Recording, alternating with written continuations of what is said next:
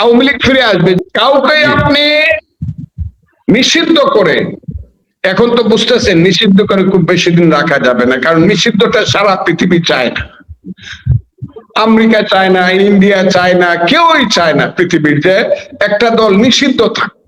যখন শেখ হাসিনা ফেরার কথা বা আওয়ামী লীগের ফেরার কথা বলা হচ্ছে, আপনি যখন ইউনূস সরকার আওয়ামী লীগ নিষিদ্ধ করছে তখন দেশে একমাত্র নিরপেক্ষ জায়গা থেকে স্পষ্ট ভাবে আপনি বলেছিলেন আওয়ামী লীগের মতো দলকে নিষিদ্ধ করা সম্ভব না, কিন্তু ইউনূস সরকারের উপদেষ্টারা তখন বারবারই বলেছিল যে আওয়ামী লীগকে তারা নিশ্চিহ্ন করবে।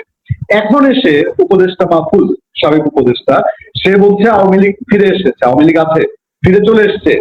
আসিফ নজরুল বলছে আওয়ামী লীগ আছে। এখন যে তারা বলছে আওয়ামী লীগ আছে, তারপরে এক একজন বলছে আমাদের কোনো দোষ নাই, এটা কি কোনো আতঙ্ক থেকে ওই বলেন যে আওয়ামী লীগ ফিরে আসলে 5 আগস্টের পরবর্তী সময় সরকার চালিয়েছে, এদের জন্য কি কোনো আতঙ্কজনক পরিবেশ তৈরি করছে? এখন ইউনূস সাহেব দেখলাম গত রাত্রে নাকি চলে গেছে। পরাজয় যখন দুয়ারে এসে হাজির হয় তখন সবাই লাফিয়ে জানালা দিয়ে পালাতে চায়। তারা তখন ক্ষমতার মোহে অন্ধ ছিল এবং তারা ক্ষমতার আস্ফালন করছিল, ইতিহাসটাকে তারা স্বীকার করতে চাচ্ছিল না। একটা কথা সুস্পষ্ট ভাবে বলে, তুমি কিছু লোককে অনেক দিনের জন্য বোকা বানাইতে পারবা, অনেক লোককে কিছুদিনের জন্য বোকা বানাইতে পারবা, কিন্তু সব লোককে সব দিনের জন্য বোকা বানাইতে পারবা না। এর কারণ হলো আওয়ামী লীগ একটি রাজনৈতিক দল, তার একটা ইতিহাস আছে, তার একটা আদর্শ আছে বা ছিল। মানে অবুঝ মানুষেরা মনে করতে চাইলো আওয়ামী লীগ আর ফিরে আসবে না। It is not a fact, Awami League ফিরে আসবে। যখনই আপনি মুক্তিযুদ্ধের কথা বলবেন, আওয়ামী লীগের নেতৃত্বের ভুল আছে, তাদেরকে তারা হয়তো বা পলিটিক্সে কোনোদিন আসতে পারবে না, কিন্তু মুক্তিযুদ্ধের পক্ষে যারা কাজ করবে সেই ফুল দাঁড়াবে।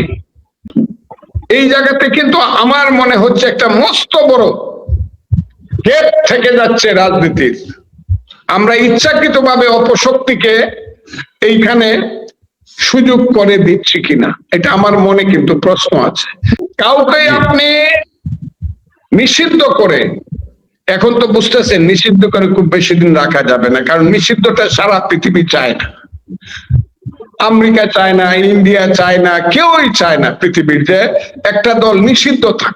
আপনি যদি তাকে নিষেধের মাধ্যমে তাকে রাজনীতি করতে না দেন আইনের মাধ্যমে, তাইলে কিন্তু তার প্রতি মানুষের আকর্ষণ বাড়বে, যেমন নিষিদ্ধ জিনিসের প্রতি মানুষের আকর্ষণটা বেশি থাকে। কাজে আপনি যাকে বন্ধ করে রাখবেন তার প্রতি কিন্তু মানুষের আকর্ষণ থাকবে। 10 বছর 15 বছর পরে যে ছেলেটির বয়স এখন 5 বছর, তার বয়স কিন্তু 20 বছর হবে। 5 বছরের ছেলেটি কিন্তু জানলো না আওয়ামী লীগকে নিষিদ্ধ করা হয়েছে, কিন্তু আরো 15 বছর পরে তার যখন 20 বছর বয়স হবে বা 18 বছর বয়স হবে, ভোট দেওয়ার মতো বয়স, তখন সে জানতে চাবে একটা দল যে নিষিদ্ধ, এই দলটারে নিষিদ্ধ করছিল কেন। এই অ্যাট্রাকশনটা কিন্তু আসবে, নিষিদ্ধ জিনিসের প্রতি মানুষের অ্যাট্রাকশন বেশি আসে। এবং ওই জায়গাতে না, আমরা ওই জায়গাতে আমরা সবাই মিলেও যারা মনে করতেছে যে আবার আমরা সবাই মিলে যাবো বা আমরা আর কালুরা বা ওই যে জামাতরা মিলে যাবো আবার আওয়ামী লীগকে ঠেকানোর জন্য, সবসময় এটা হয় না। এই দেশে একটা রাজনৈতিক যুদ্ধ হবে, সেই যুদ্ধটা যদি জামাত যদি বুদ্ধিমান হয়, সেই যুদ্ধটাকে ভিন্ন খাতে প্রবাহিত করবে না। কারণ আমি জানি তাদের কাছে অস্ত্র আছে, তাদের কাছে অর্থ আছে, তাদের ছেলেরা সমস্ত থানাগুলা লুট করছে। তারা মনে করবে যে সশস্ত্র ভাবে আমাদেরকে বা মানুষকে মোকাবেলা করবে, বুদ্ধিমান হইলে এটা তারা করবে না। তাহলে কিন্তু এদেশে যুদ্ধটা কিন্তু কঠিন যুদ্ধ হবে এবং তারা ধ্বংস হয়ে যাবে। কেন ইউনূসের উপদেষ্টারা হঠাৎ এরকম বিগড়ে যাচ্ছে এবং ইউনূস সরকারের 4 জন উপদেষ্টা, ব্রিগেডিয়ার সাখাওয়াত হোসেন, তৌহিদ হোসেন সর্বশেষ, এর আগে ফরিদা ইয়াসমিন এবং আসিফ নজরুল, তারা মুখ খুলেছেন। তাদের কথার ধরন একরকমই, যে ইউনূসের একটা কিচেন ক্যাবিনেট ছিল, ওই কিচেন ক্যাবিনেটে তারা কেউ সেটার পার্ট ছিল না। কিচেন ক্যাবিনেট 5-6 জনের তারা দেশ চালাতো। হঠাৎ করে এই ইউনূসের যারা উপদেষ্টারা মুখ খুলছে, তারা কেন এমন একটা ভাব যে আমরা কোনো দোষী না, আমরা কিছু করি নাই, সব করেছে ইউনূস আর কিচেন ক্যাবিনেট। আপনি সেই সময়টা দেখেছেন দেশের হালচাল, অনেক কথা আপনি বলেছেন, জাতিকে সচেতন করেছেন। এখন তাদের এই কর্মকাণ্ড কি মনে হয়? 5ই আগস্টের আরেকটা রূপ ছিল অন্ধকারের রূপ। সেই রূপের পিছনে ছিল স্বাধীনতা বিরোধী শক্তি জামাত এবং তাদের দ্বারা দীর্ঘদিনের সৃষ্ট একদল ছেলে পেলে, যাদেরকে আমি নেতা বলি না, তারা হলো অভিনেতা। এই কথাগুলো আমি বলেছি বহুবার, বলতে আর ইচ্ছা করে না। সেই সব দুষ্ট ছেলেগুলাকে তারা রেডি করেছিল এইটা একটা দুষ্কর্ম করার জন্য, এবং সেই দুষ্কর্মটা বড় বেশি কঠিন ছিল এবং ভয়ে ভীতিতে, জীবনের ভয়ে যখন কেউ প্রতিবাদ করে নাই, আমি তাদের সেই দুষ্কর্মটির বিরুদ্ধে প্রতিবাদ করেছিলাম। আমি বলেছিলাম শেখ হাসিনার সঙ্গে মুক্তিযুদ্ধের, শেখ হাসিনা চলে গেছে সেই কারণে মুক্তিযুদ্ধ শেষ হয়ে যাবে, যারা এই কথা বলছে তারা মুক্তিযুদ্ধে বিশ্বাস করে না। আমি বলেছিলাম যারা বলতেছিল 47 ছিল স্বাধীনতা আর 24 ছিল স্বাধীনতা, 71 ছিল গন্ডগোল, আমি বলেছিলাম তারা হলো আলবদর রাজাকারের সন্তান। আজকে একটা প্রেক্ষাপটে আইসা এটা সাংঘাতিক ভাবে উদ্ভাসিত হচ্ছে যে 5ই আগস্টে যে কালো শক্তির যে আন্দোলনটা, সেই আন্দোলনটা ছিল অনেক বেশি ষড়যন্ত্রমূলক এবং অনেক বেশি কুটিল এবং জটিল। তারা 71-এর পরাজয়ের প্রতিশোধ নেওয়ার জন্য 5ই আগস্টকে তারা ব্যবহার করতে চেয়েছিল। এবং গত 18 মাস বিএনপি সরকারের আগের ইউনূস সাহেবের যে 18 মাস, সেই ইউনূস সাহেবের 18 মাসটা ছিল অন্ধকারের যুগ। আমি এটাকে বলবো বাংলাদেশের রাজনীতিতে আইএমএ জাহালিয়া।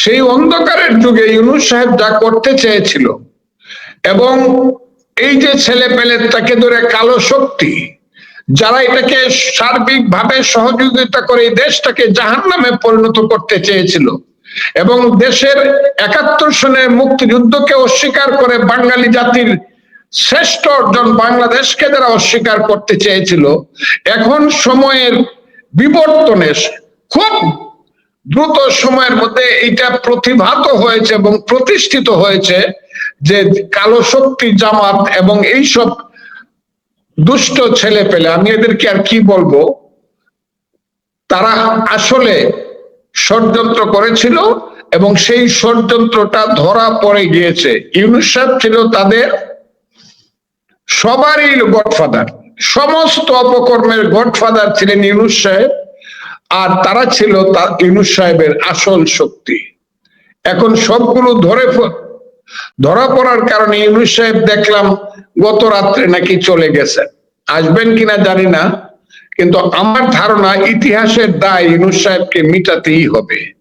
যে ইতিহাসকে তিনি কলঙ্কিত করেছেন, কালিমালিপ্ত করেছেন, ইউনূস সাহেবকে কিন্তু সেই ইতিহাসের দায় মিটাতে হবে। কোথায় যাবেন জানি না, হয়তোবা ফ্রান্সে যাবেন, বয়স হয়েছে, বিদেশেই মৃত্যুবরণ করতে পারেন, আল্লাহ নিয়ে নিতে পারে, কিন্তু মৃত্যুর পরও মীর জাফরের মতো, ওই যে যেমন বলা হয় মীর জাফরের বংশধরেরা যে মুর্শিদাবাদের যে জায়গাটায় থাকে, সেই জায়গাটার নাম হলো নিমক হারামের দেউরি।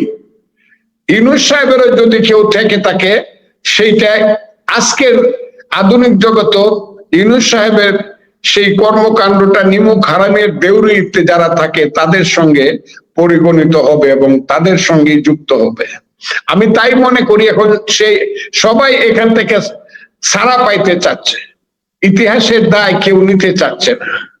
এই যে মব করেছে, সন্ত্রাস করেছে, বীর শ্রেষ্ঠ যারা, তাদের সেই স্মৃতিস্তম্ভ ভাঙ্গিয়া পা দিয়ে পাড়ায় ড্রেনে ফেলাইছে, যারা এই দেশের মব করে করে এই দেশকে লুণ্ঠন করেছে, এই দেশের শিক্ষা সংস্কৃতি ইতিহাসকে যারা ধ্বংস করতে চেয়েছে, যারা বাধা দিয়েছে তাদেরকে হত্যা করেছে, তার দায় তাদেরকে নিতেই হবে, তার পরিণাম তাদেরকে ভোগ করতেই হবে।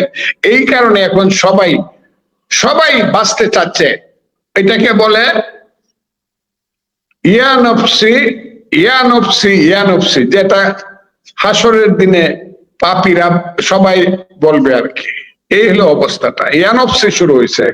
আমেরিকার সাথে যে গোলামি চুক্তি আপনি বলেছেন, লর্ড ক্লাইভের সেই মীর জাফরের চুক্তি সে তুলনা করেছেন, এই এই চুক্তি নিয়ে বলি সব কথা।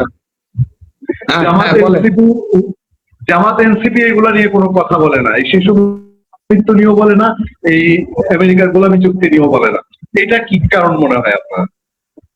আমার কারণটা মনে হয় শেখ হাসিনা প্রধানমন্ত্রী থাকাকালীন সময়ে বলছিল আমেরিকার মতো বড় শক্তি যদি চায় কোন দেশের সরকার পরিবর্তন করবে, এটা তাদের পক্ষে সম্ভব।